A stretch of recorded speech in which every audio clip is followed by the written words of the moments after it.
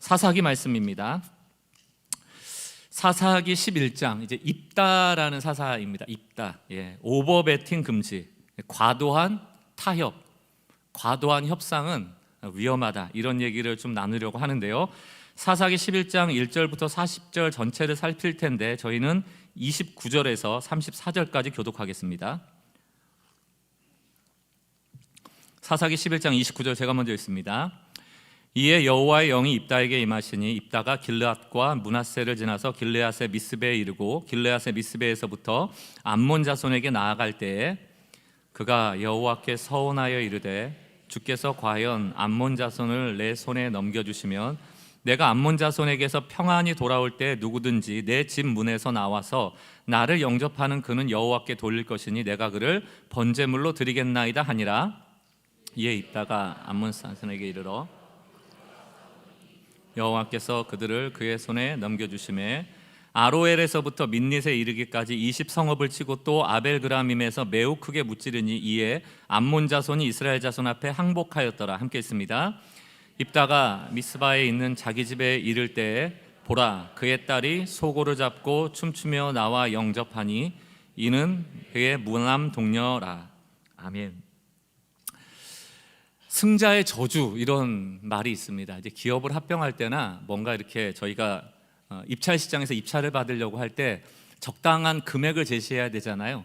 그러니까 다른 경쟁 상대보다 더 많은 액수를 써야지 입찰을 받고 경쟁에서 이기게 되는데 과도하게 베팅, 다시 말해 너무 큰 금액을 쓰면 그 기업을 인수할 수도 있고 입찰 품목을 가져올 수도 있지만 결국 이 회사를 운영하거나 기업을 경영할 때 무리하게 베팅하는 바람에 이윤을 남길 수 없어 망한다는 얘기입니다.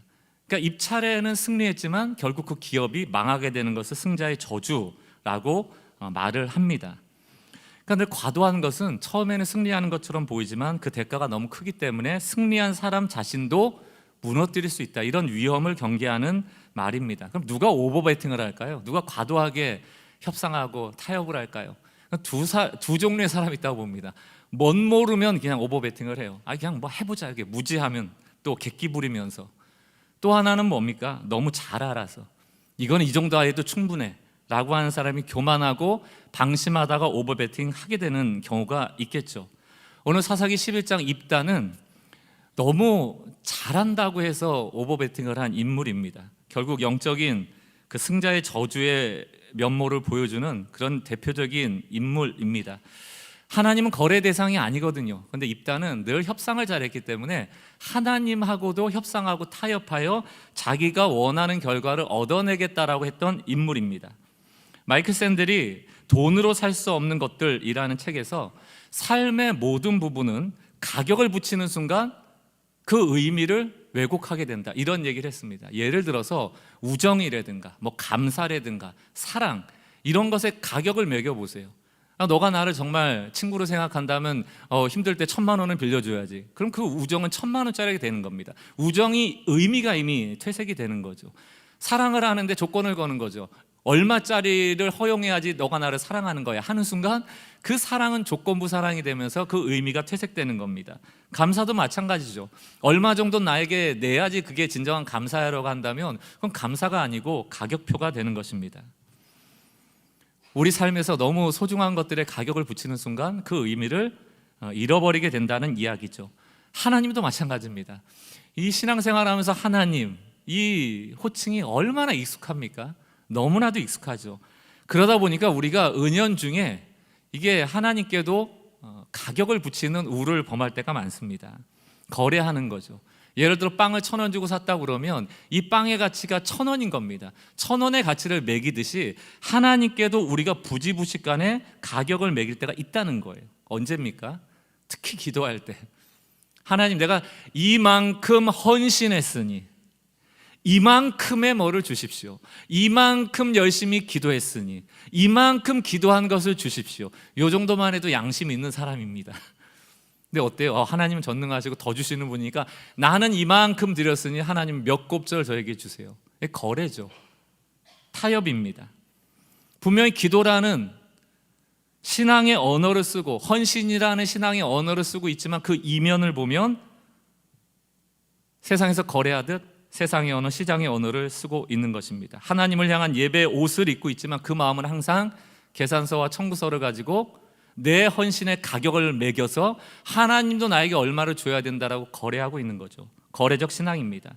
오늘 사사기 11장 입다에 대한 얘기는 한마디로 나는 혹시 입다와 같이 하나님과 거래하고 있는 것이 없는가? 나는 협상하고 있는 것은 아닌가? 혹시라도 하나님을 거래 대상으로 여기고 있다면 오늘 그 마음을 돌이켜 거래가 아니고 철저하게 신뢰하는 마음으로 돌이키는 은혜가 있길 주의 이름으로 축원합니다. 오늘 입다를 좀 살펴볼 텐데요. 입다라는 사람의 특징을 한마디로 얘기하라면 탁월한 사람이에요. 탁월한 사람입니다. 1절부터 3절 봅니다. 길르앗 사람 입다는 큰 용사였으니, 기드온 같은 사람은 원래 용사는 아닌데 쫄보였는데 포도즙들을 짜는 틀에다가 밀을 타작하는 아주 심장이 작은 사람이었는데 하나님이 함께 하심으로 앞으로 너가 큰 용사가 될 거야, 나와 함께 하면 큰 용사가 될 거야, 이런 호칭이었다면 입다는 실제적으로 물리적으로 용맹한 싸움꾼이었다는 얘기입니다. 태생이 그렇다는 얘기예요. 자, 그럼 입다는 일단 큰 용사고요. 계속 읽어봅니다. 기생이 글리앗에서 낳은 아들이었고, 근데 출신이 기생이에요. 처의 아들도 아니고 첩의 아들도 아닙니다. 서자 정도가 아니고 그냥 모르는 여자의 아들인 거예요. 아빠만 같은 거예요. 2절, 길르앗의 아내도 그의 아들들을 낳았더라. 그 아내의 아들들이 자라매 입다를 쫓아내며 그에게 이르되 너는 다른 여인의 자식이니 우리 아버지의 집에서 기업을 잊지 못하리라 한지라. 여러분, 아무리 모르는 여자의 아들이라도 집에 와서 하는데 별 볼 일 없고 형편없으면 그냥 밟으면 되는 겁니다. 종처럼 쓰면 돼요. 왜 쫓아냈을까요? 뛰어나니까, 탁월하니까, 두면은 형제들의 적이 되니까 쫓아내는 거예요. 3절, 이에 입다가 그의 형제들을 피하여 돕 땅에 거주하며 잡류가 그에게 모여와서 그와 함께 출입하였더라.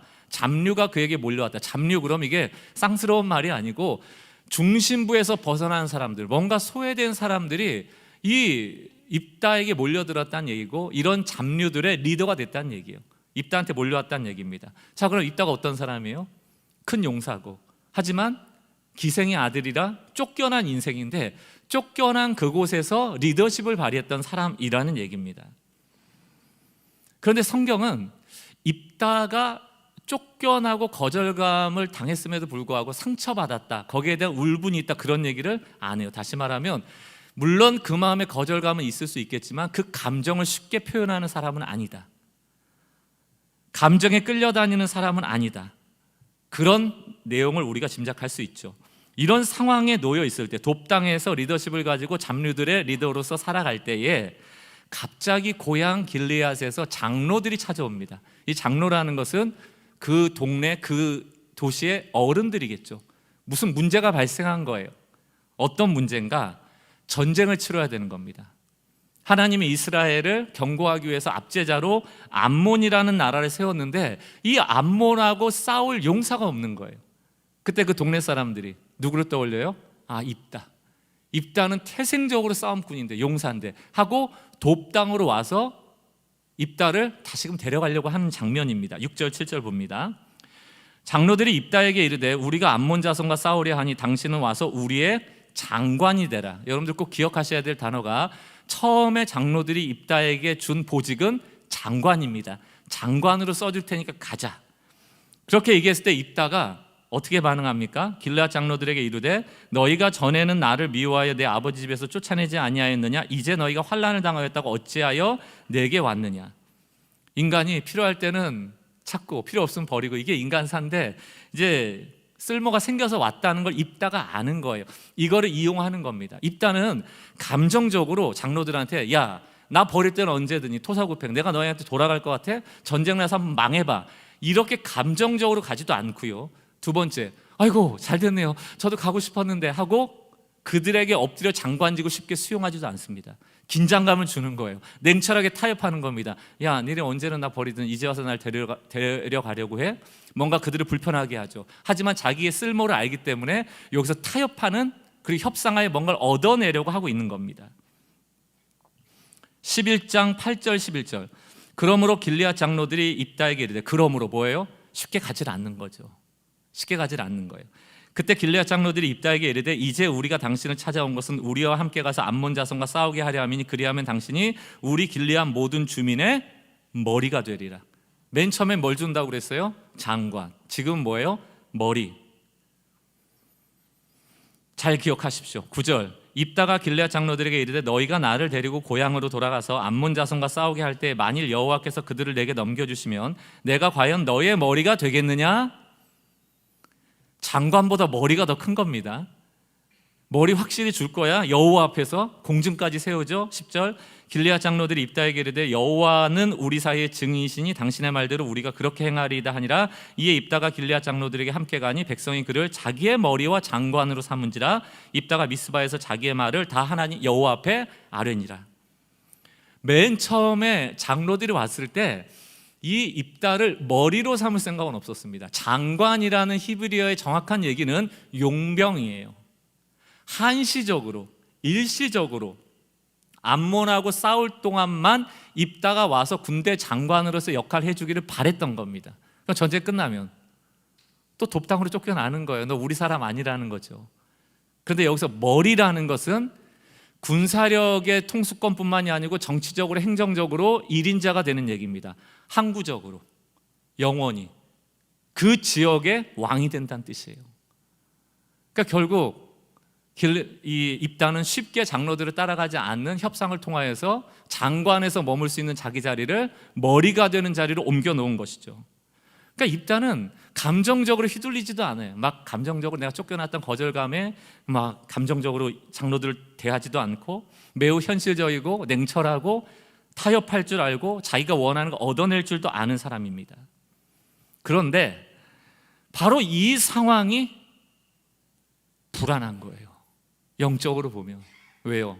하나님이 없다니까요.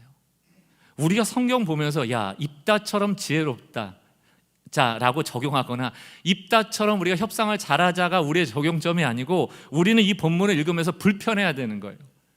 하나님이 없구나.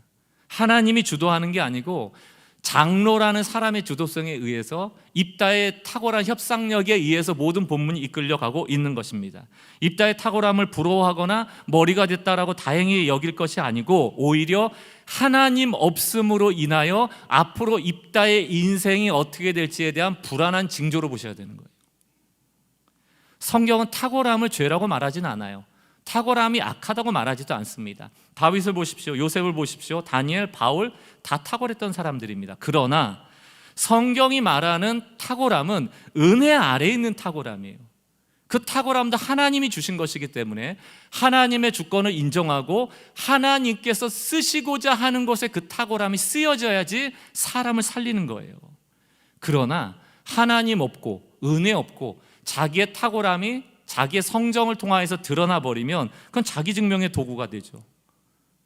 그리고 이후에 하나님까지 협상의 대상으로 놓는 교만한 자의 자리까지 가는 겁니다. 조금 더 입다를 살펴보겠습니다.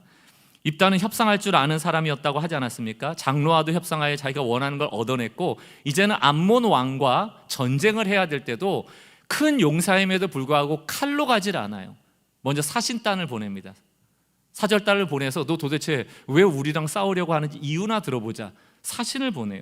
12절 입다가 암몬의 자손의 왕에게 사자들을 보내어 이르되 너가 나와 무슨 상관이게 내 땅을 치러 내게 왔느냐 하니 암몬 자손의 왕이 암몬 왕이 얘기하죠. 입다의 사자들에게 대답하되 이스라엘이 애굽에 올라올 때에 아르논에서부터 야복과 요단까지 내 땅을 점령했기 때문이니 이제 그것을 평화롭게 돌려달라 하니라. 그거 원래 내 땅이었는데 너희가 지금 점령하고 있으니까 달라는 얘기예요. 14절 입다가 말합니다. 암몬 자손의 왕에게 다시 사자들을 보내 그에게 이르되 입다가 이같이 말하노라 이스라엘이 모압 땅과 암몬 자손의 땅을 점령하지 아니하였느니라.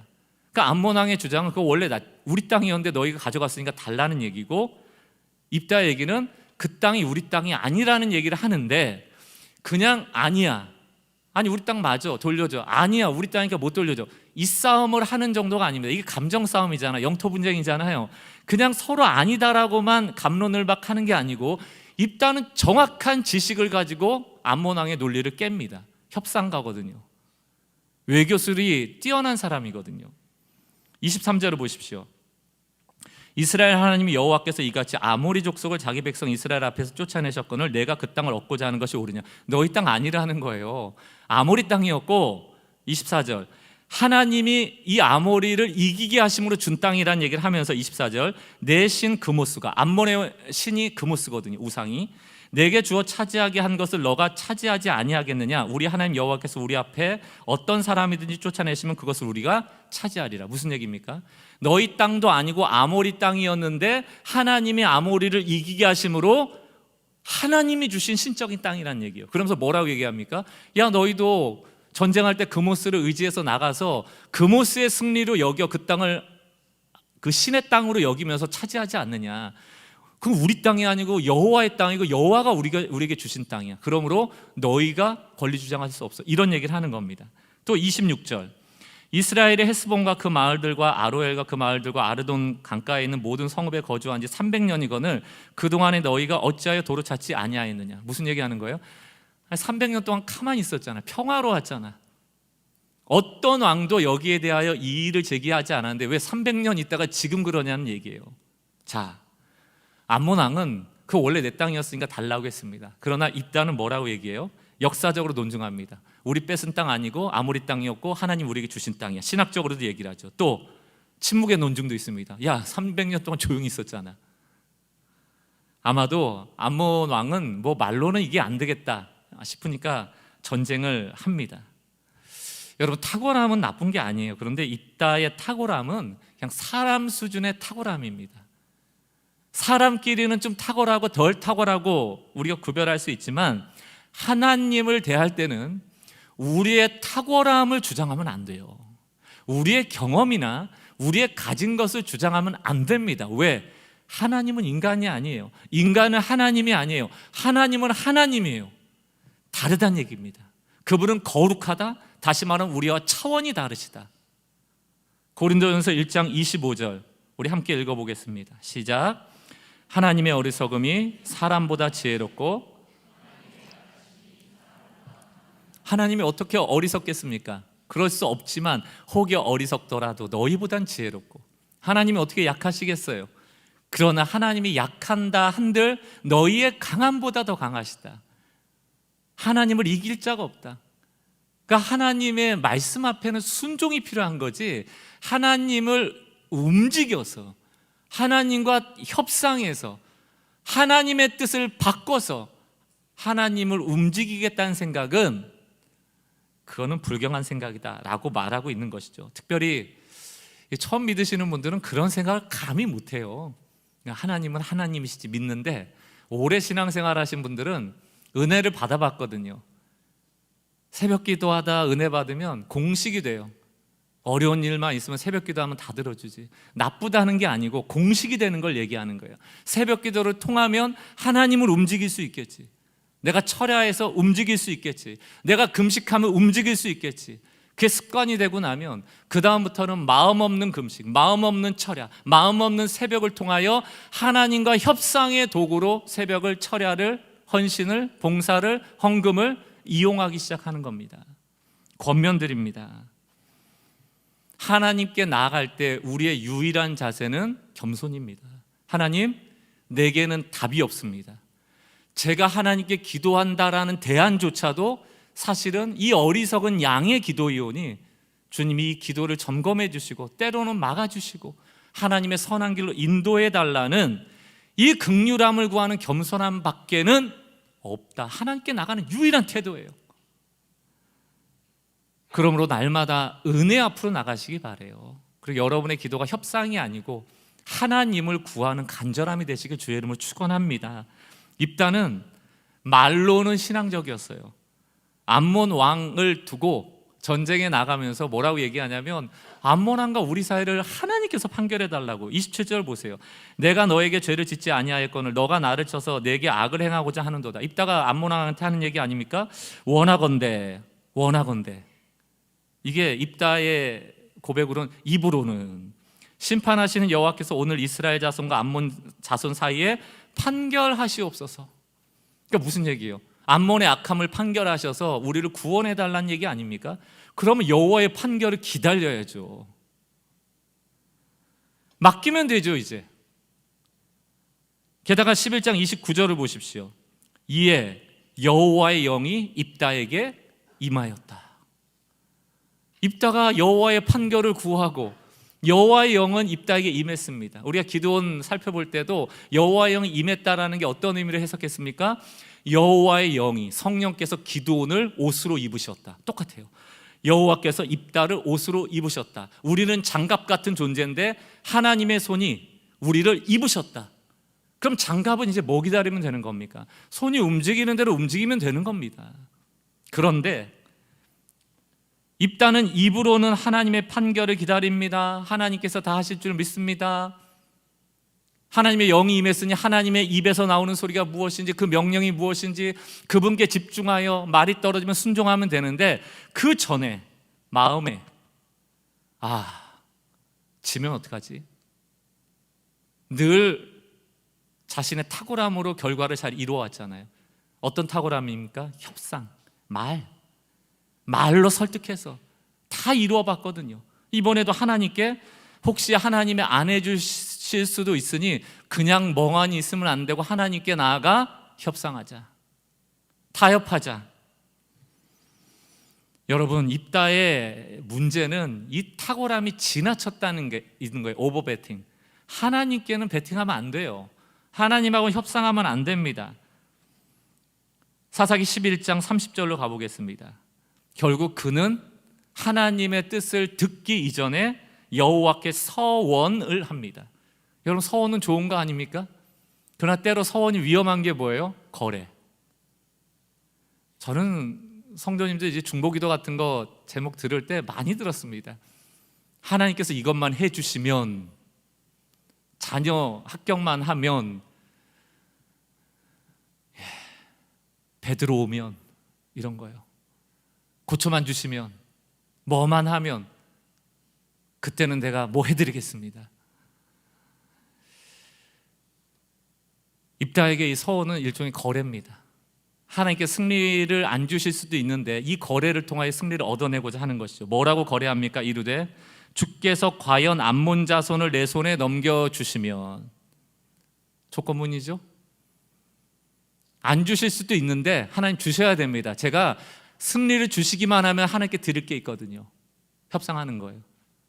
하나님 혹시 지금 승리를 안 주실 마음이 있으신 거 아니에요? 협상 주시기만 하시면 제가 톡톡히 대가 지불하겠습니다 라고 얘기를 하는 겁니다. 그 대가 지불이 뭐예요? 31절. 내가 암몬 자손에게서 평안히 돌아올 때 누구든지 내 집문에서 나와서 나를 영접하는 그는 여호와께 돌릴 것이니 내가 그를 번제물로 드리겠나이다 하니라. 번제물이 뭐예요? 이게 신학자마다 조금 차이는 있습니다. 해석에.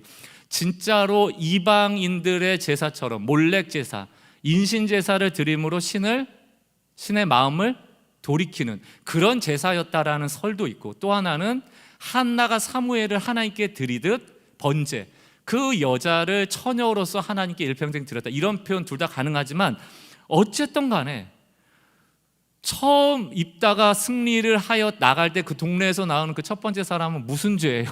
그게 그 사람의 자발적 헌신도 아니잖아요. 입다의 거래에 이용당하는 사람 아닙니까? 근데 입다는 이런 삶에 익숙해요. 자기 것을 줘서 하나님으로부터, 자기 것을 줘서 장로로부터, 자기 것을 줘서 암몬 왕으로부터 외교적으로 자신의 삶에서 늘 거래해 왔거든요. 사랑하는 성도 여러분, 협상의 기술에서 사실은 협상은 우리 일상의 80%에 해당한다고 하는 건 진리입니다. 우리가 서로 내줄 건 내주고 받을 건 받으면서 살아가는 삶 아닙니까? 그러나 하나님께는 그러면 안 된다는 얘기예요. 하나님은 협상의 대상이 아닙니다. 입다는 오버배팅했죠. 전쟁에 하나님의 방식에 귀 기울이는 대신 자신의 승리 방식을 하나님께 제시한 것입니다. 왜 입다가 이랬을까요? 정확하게 그 심리를 알 수는 없지만 주석가들은 이런 해석을 합니다. 기생의 아들로 쫓겨난 것에 대한 거절감, 늘 눈치 보며 살았던 삶, 그 안에는 또다시 쫓겨나고 또다시 거절받을 것에 대한 두려움이 있었다. 내가 어떻게 해서 자기 고향 땅에 와서 1인자의 자리를 얻고 군대 장관이 되었는데 혹시 여기서 실패한다면, 전쟁에 진다면 또 쫓겨날 것에 대한 불안한 마음, 그것이 하나님을 신뢰하지 못하고 하나님과 거래해서라도 승리를 얻어내야겠다라는 마음을 줬다, 이런 해석을 합니다. 그리고 우리의 삶도 마찬가지. 요즘 사회를 수축 사회라고 말합니다. 한동안 대한민국도 그렇고 경제가 팽창하던 때가 있습니다. 계속 아파트 짓고요, 경제가 계속 성장하고 성장률이 막 12% 막 이렇게 될 때가 있었습니다. 근데 지금은 1%대, 2%대 뭐예요? 자원이 줄어들고 있어요. 사회가 수축하고 있다는 얘기를 하는 겁니다. 그럼 어때요? 사람은 똑같이 있는데 나눠야 될 자원이 수축하고 있다는 건 뭡니까? 훨씬 더 경쟁이 심해지고 있다. 그래서 나타나는 게 뭐예요? 양극화. 그 자원을 독점하는 사람은 더 독점을 하고 없는 사람은 더 얻을 수 없고, 집중화. 도심에 집중되잖아요. 서울에 집중되잖아요. 그러니까 다 불안해지는 거죠. 왜? 나는 저것을 가지지 못하면 어떡하지? 내가 집중되어진 그곳에 들어가지 못하면 어떡하지? 우리 자녀를 향한 걱정도 다 그런 걱정 아닙니까? 메인스트림에 타지 못할까 봐. 그러면 하나님이 이 자녀를 혹은 그 가정을, 그 일터를 어떻게 쓰셔야 될지에 대하여 음성에 귀 기울이기 이전에 우리가 자꾸 제시하는 거예요. 하나님께. 하나님 이거 해주시면 제가 드릴게요. 왜? 불안하니까. 우리 자녀 이렇게 해주시면 이렇게 해줄게요. 이 교회 이렇게 하면 이렇게 해줄게요. 우리 일터 이렇게 하면 이렇게 해줄게요. 왜? 불안하니까. 사랑하는 성도 여러분, 내가 이만큼 하면 하나님도 이만큼 해야 한다는 식의 신앙은 매우 위험한 신앙입니다. 십자가에서 우리를 위하여 돌아가신 예수님을 다시 한번 떠올리세요. 우리가 받은 은혜는, 우리에 의하여 만들어진 은혜는 하나도 없습니다. 거저 받은 것들이에요. 거저 주시는 것들이에요. 그럼 우리가 하나님 앞에 나아갈 때 드려야 될 마음은 신뢰입니다. 그 아들도 구하지도 않았는데 주신, 가장 큰 선물 주신 하나님께서 우리에게 왜 안 주시겠는가? 그 믿음. 게을러지라는 게 아니에요. 삶에 아무 의욕을 가지지 말고 살라는 뜻도 아닙니다. 그러나 하나님에 대하여 거래하고 협상하려는 그 마음은 위험하다는 것을 말하고 있는 것이죠. 암몬과의 전쟁이 어떻게 되었을까요? 사사기 11장 32절. 이에 입다가 암몬 자손에게 이르러 그들과 싸우더니 여호와께서 그들을 그의 손에 넘겨주셨다, 이렇게 돼 있어요. 그러니까 저는 이 여호와께서 그들을 그의 손에 넘겨주셨다라는 구절을 읽을 때 입다는 이 전쟁의 승리를 어떻게 해석했을까 궁금합니다. 나오진 않지만 입다는 어떻게 생각했을까요? 하나님이 암몬으로부터 자신들을 구원했다고 생각했을까요? 8, 90% 그랬을 수 있습니다. 그러나 작은 부분이라도 입다는 내가 하나님과 번제물을 드리기로 서원하지 않았더라면 이 전쟁은 승리하지 못했을 수도 있어 라고 생각하지 않았을까요? 본인이 그렇게 기도했잖아요. 그러니까 여러분, 거래하지 마세요. 하나님과 불안하고 조급한 마음에 거래하지 마세요. 여러분들이 어떤 조건을 가지고 하나님께 기도하고 그것이 응답되잖아요. 응답돼도 문제라니까요. 자신 마음에 뭐가 생겨요? 공식이 생겨요. 아, 내가 요거 조건 걸어서 했구나. 이거 드린다니까 하나님이 움직이시는구나. 하나님은 그런 분이 아니라고요. 하나님 그런 분이 아니라고요. 우리가 건 조건을 보면서 아이고 조건이 너무 좋네, 내가 이래야지 하시는 하나님이 아니라고요.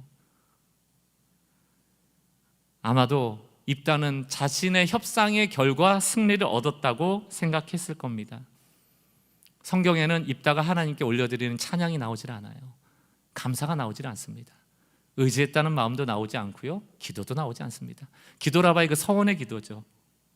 사랑하는 성도 여러분, 결국 오버배팅, 하나님께조차 탁월함을 가지고 협상했던 지나친 그의 탁월함은 문제가 됩니다.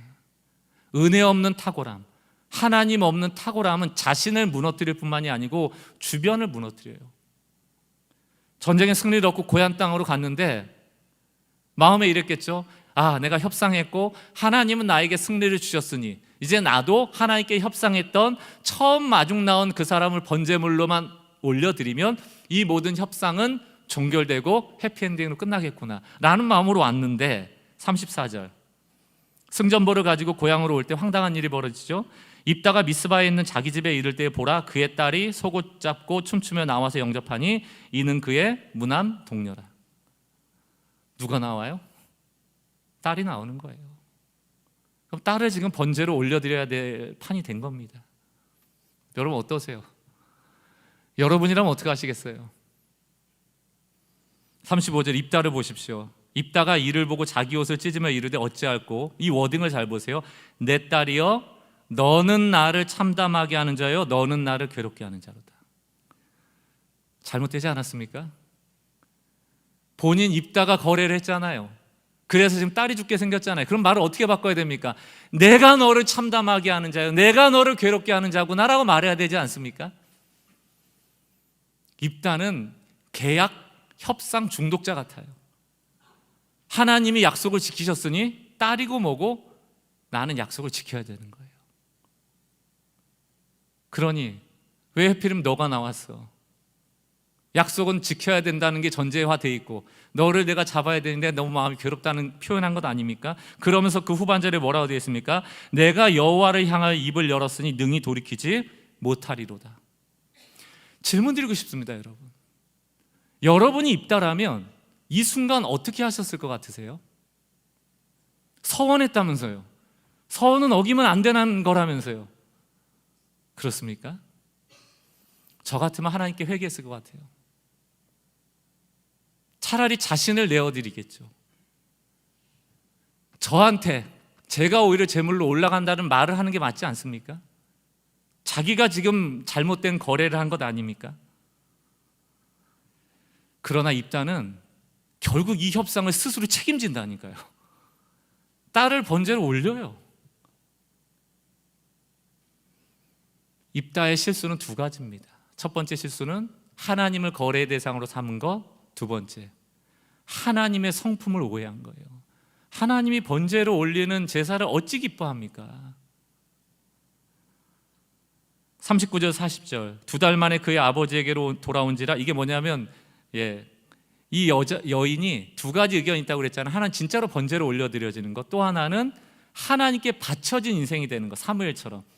보통 이제 후자의 의견도 많이 있습니다. 그래서 처녀의 몸으로 일평생 보내야 되는 것 때문에 애곡하고 온 장면입니다. 2달 동안 애곡하고 왔어요. 2달 만에 그의 아버지에게로 돌아온지라.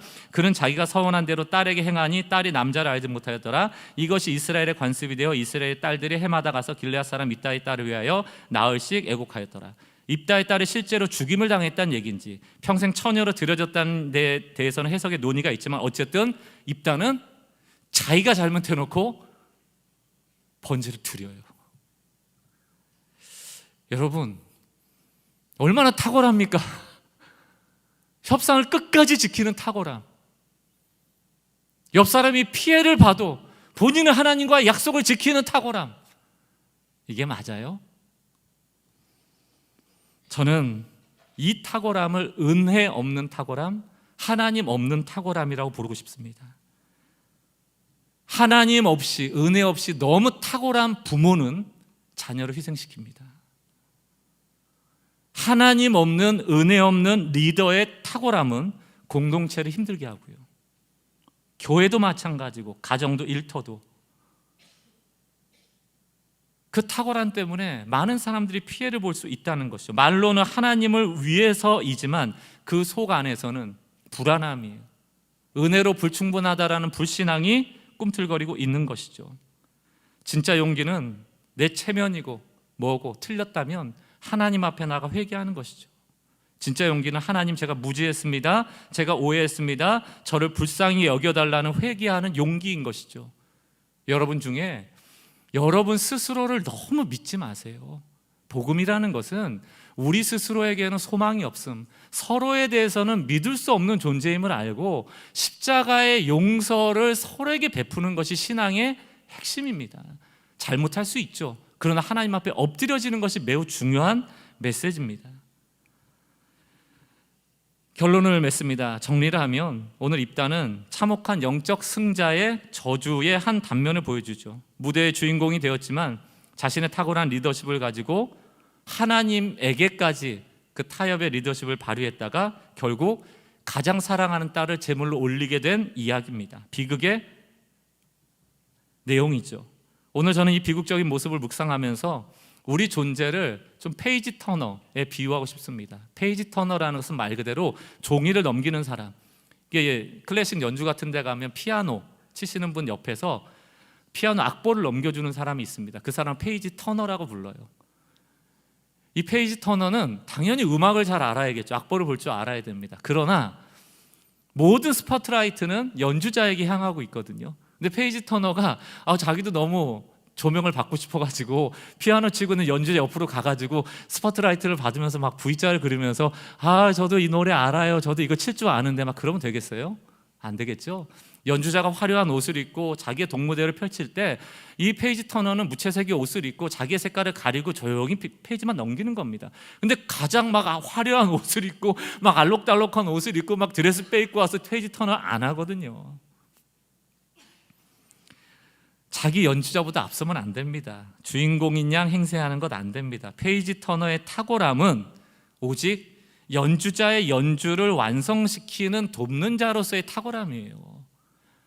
하나님께서 우리의 삶을 연주하고 계시다, 우리 인생을 오케스트라 지휘하고 계시다, 그분이 주도하고 계신다고 하면 그 하나님의 역사 가운데 한 사람 한 사람의 탁월함을 하나님이 쓰셔서 하나님 빛나시는 거예요. 복음이 빛나는 겁니다. 나의 이야기가 자꾸 쓰여지고 나의 자랑이 많아지는 게 아니고 우리가 받은 은혜의 이야기, 이 복음의 기쁜 이야기, 하나님의 선하신 이야기를 많이 알리라는 것이거든요. 만들어내라는 것이거든요.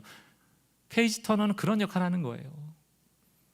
당연히 페이지 터너는 이 곡을 잘 알아야 합니다. 그러나 연주자가 연주하는 걸 보면서 왜 이렇게 느리게 연주하지 하면서 빨리 넘긴다거나 왜 이렇게 빨리 연주하지 하고 천천히 넘긴다거나 하면 안 돼요. 우리는 하나님의 발걸음에 맞춰 하나님과 동행하는 삶을 살아가는 겁니다.